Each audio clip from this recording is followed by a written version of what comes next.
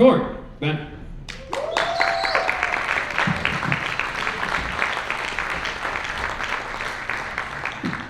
What's up, Chehalis? How are you guys doing tonight? Thank you so much for coming out. We have a really cool show for you tonight. Like you said, I am your host. My name is Corey. We got some really awesome comics for you guys tonight. Who here has been to one of our shows before? Yeah.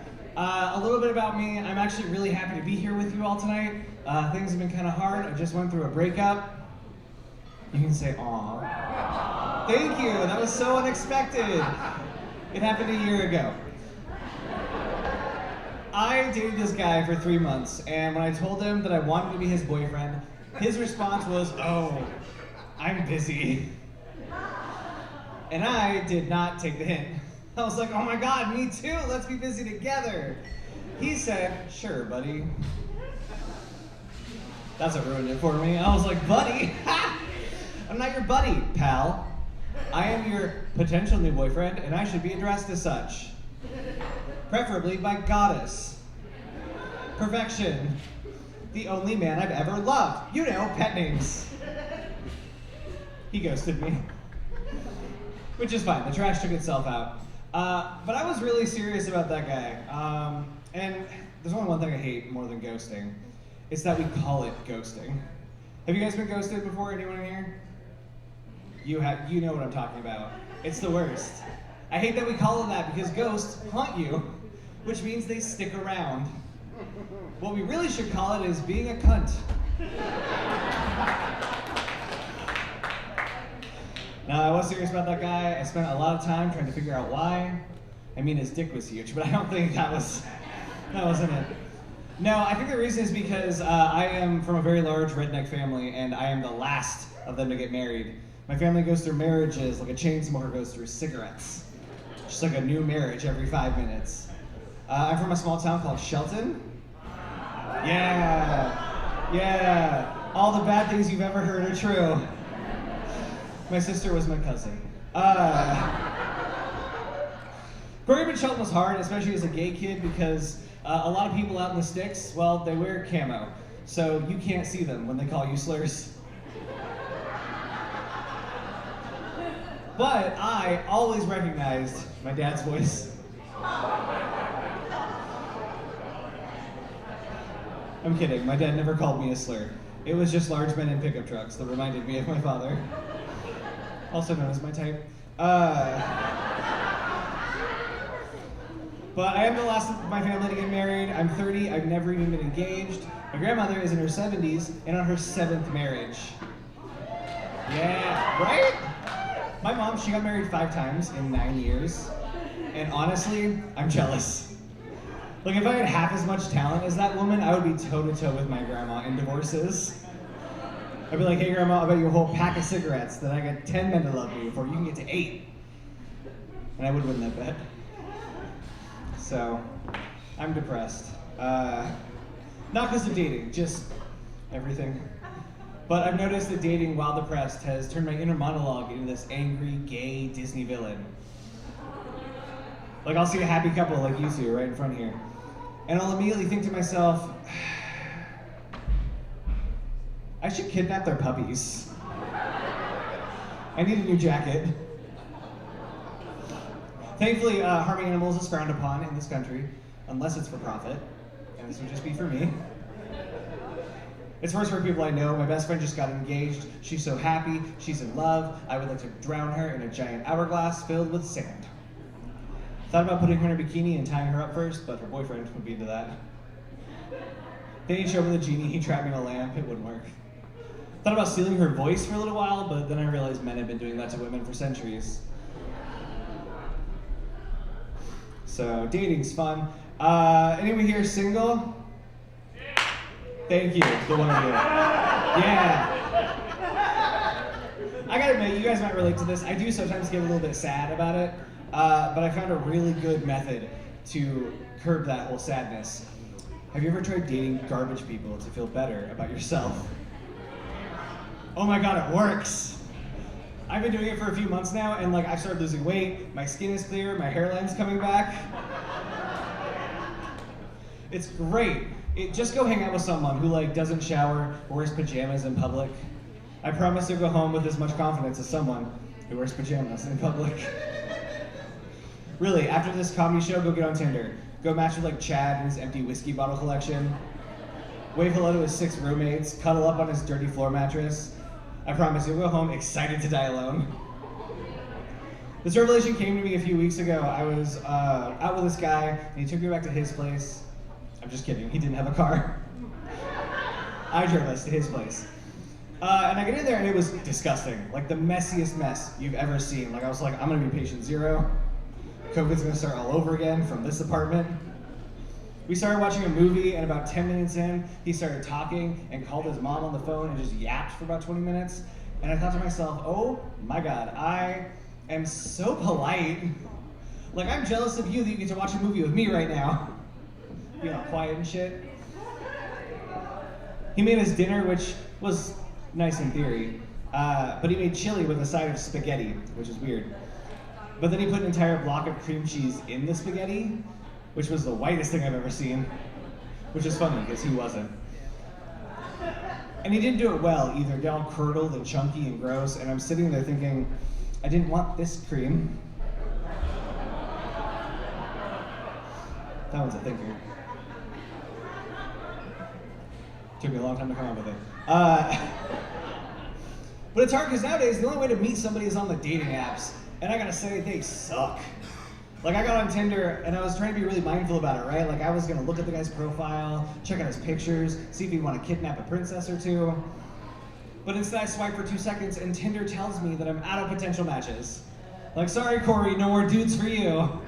But if you pay us $30 a month, we'll show you more dudes who don't like you. But these ones are in Canada. I subscribed immediately. No, I'm kidding. If I'm gonna pay money to find a man, I want like a guarantee. Like, I want to match with like Ewan McGregor, Vin Diesel, Sir Mix-a-Lot. I know he's older, but baby still got back. One day he'll answer my DMs.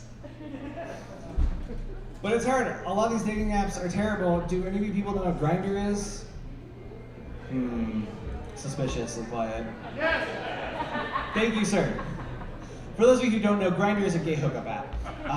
And where Tinder is like having a one-night stand in your bedroom with a condom, Grindr is getting raw dogged in the parking lot by a guy whose face you've never seen. Which, if that's hard to find a husband, so be it. But I live in Olympia now. Again, grew up in Shelton. The further away you get from any major city, the worse Grindr gets. Like, straight people, you guys are everywhere. So you can find something worthwhile in the little dumpster towns of the world. But when I go dumpster diving, all I get are 18-year-olds fresh out of high school and married men who want to get dick down when their wife and kids aren't home. So ladies, check your man's phone. Especially if he's low-key homophobic. Like, if he refuses to drink White Claw because it's bitch beer, check his phone for Grindr. And if you find it, let him know I'll be in the parking lot after the show.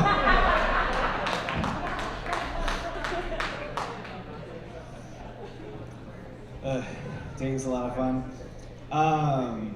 What was I going to talk about after that? Oh boy. I guess I can do some crowd work. Hi! How are you? What was I talking about? Thank you. Yeah. Something awful. It's all bad. All of it is that. How do you guys feel about like dirty humor? I threw a couple dirty jokes in here. Are we pro? Are we against? You don't look very happy about it. You're like, I hate dirty humor.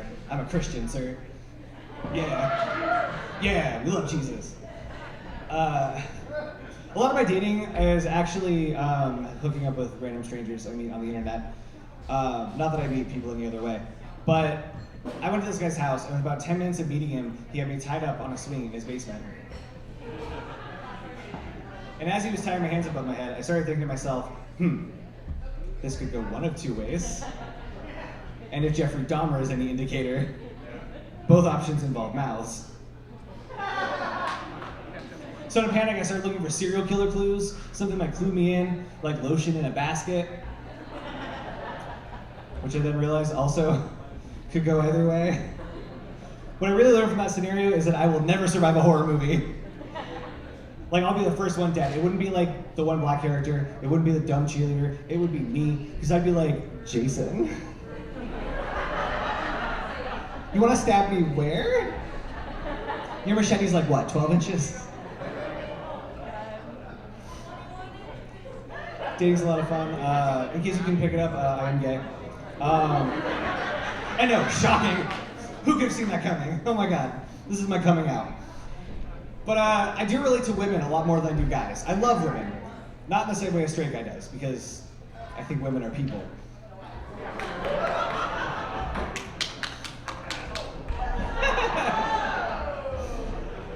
But I do, I especially love drunk women because they are the most supportive people on the planet. Like, they are better than therapy.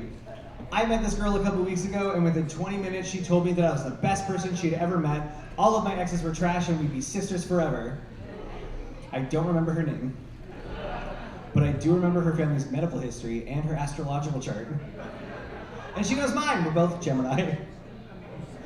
She's also the executor of my will now, which will be weird later. I do relate to women a lot more than I do guys. When I hang out with my guy friends, I feel like I got a code switch a lot more. Do you guys know what code switching is? I know the black people in the room do. All two of them. Code switching is basically where you lie to someone about everything you are to make them trust you, which is how I catch my men. But when I'm with my guy friends, I do got a code switch. I'm like, yeah, man, I love sports. Kick that goal right in the basket. Go Red Bulls. I love balls. But when I hang out with my girlfriends, I get to do what I really want to do, which is talk about my feelings. Like, we get to bond, we get to grow as people, and I'm like, you know what? This is where I belong. I should be straight. I would absolutely kill it as a straight guy. I would slay the pussy. But then I realized I just said slay the pussy. So, a lot of fun. Are there any queer people here? Oh, thank God. I was like, oh God, is this just like Shelton? I hope not. It's not, you guys are nice.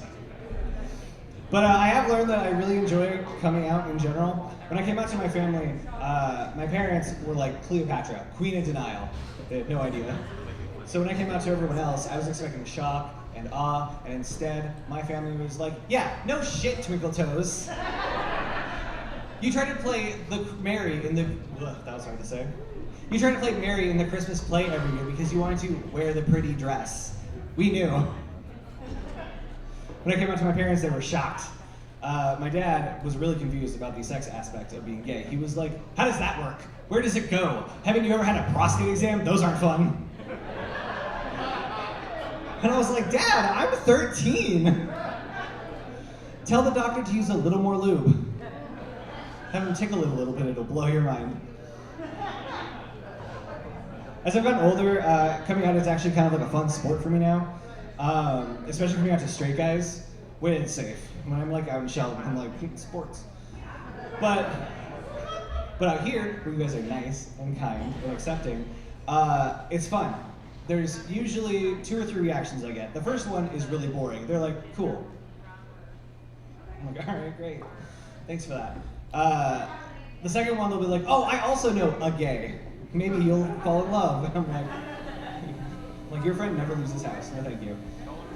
My favorite, though, is that I'll come out to guys and they'll be a little defensive. They'll be like, it's fine that you're gay, bro. Just don't hit on me. And I'm like, oh, man. Sorry, dude. You're not my type. You're not into dudes who use 2-in-1 shampoo.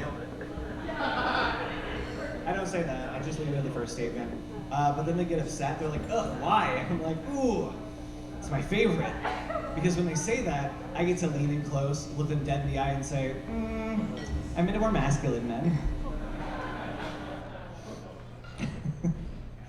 The guy I dated who had a terrible house and everything else was terrible, he told me that I'd make a great wife.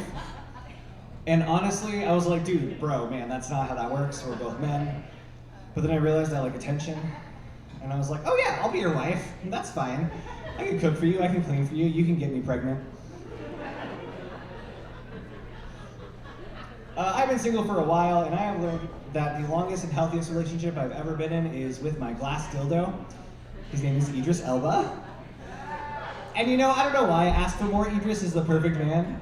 He's long, he's dependable, he never goes soft, and he's always just a little bit cold. You guys, thank you so much. I've been Corey Bennett.